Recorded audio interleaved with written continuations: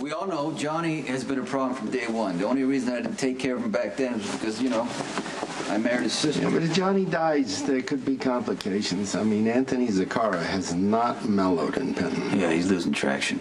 The longer he stays in prison, the less power he has. But let's assume that you're right, and he gathers up enough force to retaliate, okay?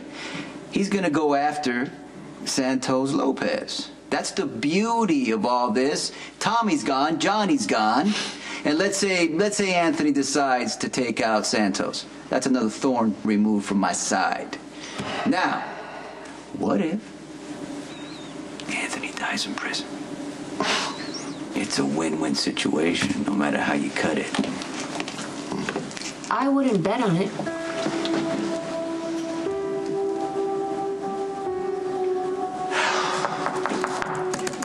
Friend or foe? I beg your pardon?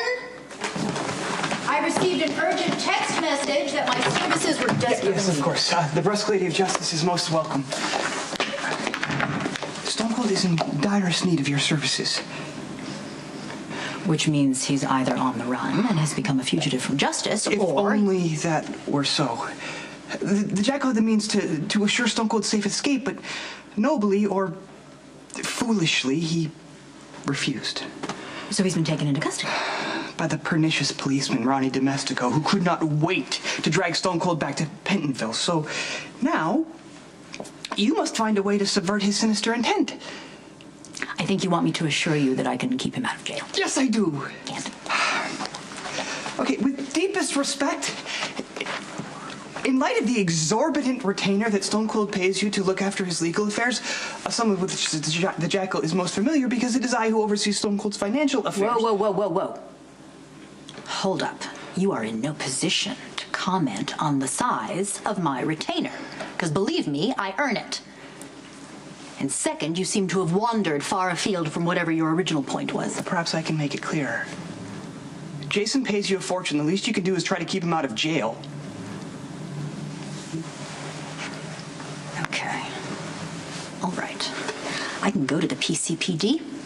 I can try and make Ronnie Domestico's life a living hell. I might even be able to delay Jason's return to Pentonville by a few hours, maybe. But the bottom line is, Jason's going back because that's what he agreed to do. It's not fair. Stone Cold just agreed to an amorphous Class D felony just so he could protect Michael in prison. Spinelli, that's what a plea bargain is. It is a transaction between the justice system and the accused. Jason got what he wanted. The ability, the chance to try to protect Michael in prison. Now Jason's got to hold up his end of the deal. And that means 2 to 5 years behind bars. How is that justice? Michael should never have been behind bars in the first place. Had Dante the Betrayer not vilely thrown the young sir under the proverbial bus, none of this would be happening. I know, it stinks. Do you think if there were a point of law that I could argue, if there were a precedent that I could cite, that I would do so happily? But Jason made this deal with his eyes wide open, and now he's got to pay the price. You said you could maybe delay the transfer to Pentonville? A couple of hours, maybe. I guess any reprieve would be welcome. Are you sure? You sure it wouldn't hurt more to drag it out? I know it may seem like a petty or shallow form of vengeance, but I mean, if, as you say, you can make Detective Domestico's life miserable, make him wait a little longer or work a little harder to incarcerate my friend, that would be some small oasis of consolation in a wasteland of injustice. Well, now that you mention it, there is a judge who owes me a favor.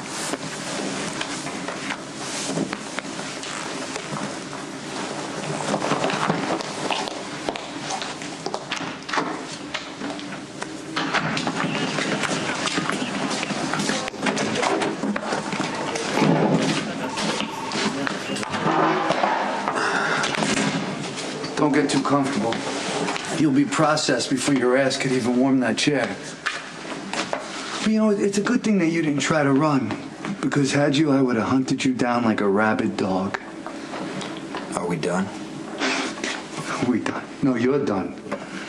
All that's left to do is file the paperwork and then put a fork in you, because that's how done you are. And then I'm going to put you in Pentonville so you can rot.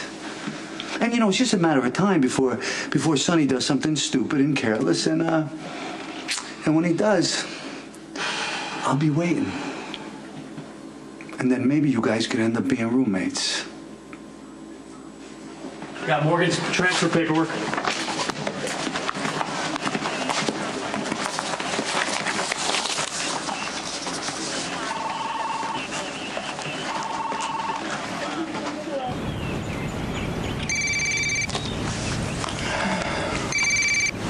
Hey, what have you got? Yeah, Jason's on his way back to Pentonville. What happened? Ronnie decided it was more important to take a hard line to Sonny instead of finding this missing baby. Son of a bitch. Yeah, I know. Look, I'm trying to stall, but do you think you can get up to Astoria and see if you can find something on Franco? No, I'm already here in Astoria. I'm on the ground. It's a nice little town. Emphasis on the word little. But I could use some help. Call Spinelli. He's been working on it. I don't see Spinelli cooperating with me. Especially with Jason about to land back in prison. Remind him that it's a baby's life on the line here. For once, I think we're all on the same side. I'm so horrible to you. Don't say that. But I was. I mean, you even said it yourself, that I tried to rewrite history and blame you for our affair and deny what we had. You don't have to do this right now, I do. Elizabeth. I think I really do. I need to be honest for both of our sakes, and I'm not speaking out of fear or grief. You said that Lucky and I were in the past, and that I was only holding on to him because I was so ashamed of having the affair with you. Look, we both betrayed Lucky, okay? Yeah, but Lucky knew that it couldn't be saved. And I thought he walked away from me out of anger, but he could see how toxic we had become, and I should have just let him go instead of blaming you. I suspect that the child will never be recovered. I can't let Nicholas continue to grieve over a brat that isn't even his. I think the time has come to tell Nicholas that Lucky is the father of the baby. And now I'm praying that Ian will come back to us, and I know you are too. And when he does, I really want to just start over, and I want to be able to trust you again, and I want to be honest with each other, because I want to raise our son together.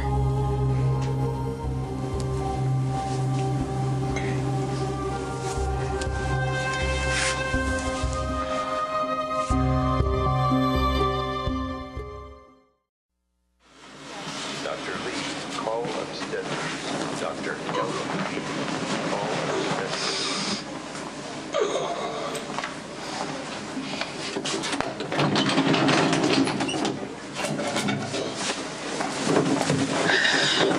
Nobody goes home until I say they do. Oh, there you are. I was looking all over for you. I just wanted you to be the first to know. I feel fantastic. Great. Get back in bed. I guess you missed the memo. Dr. Weber came by earlier, and he said I'm good to go. I can go home. Uh-huh. That was a nice try. But Dr. Weber's been in surgery since 4 o'clock this morning. Now park it in the bed. I mean, isn't there someone else who needs this kind of hands-on attention? A patient who's truly in need of your healing hands and your gentle healing heart. What you need is my steady hand with this razor. Okay, you remind me of someone I used to know. Do tell. And it was when I was a boy back in Australia. I was riding my bike and I fell off and got this nasty gash on my head. So I went to the hospital, and there was this nurse there named Nancy. Okay, Nurse Nancy. I think I'm starting to enjoy this. Continue. It's true. There was Nancy. She was this angel of mercy. She was so kind and she was so gentle. She was so smart, and so her immense talent, I felt like, was wasted on just something as simple as stitches. You know something? This is shaping up to be the best part of my day. So, you ready to go home? It's true.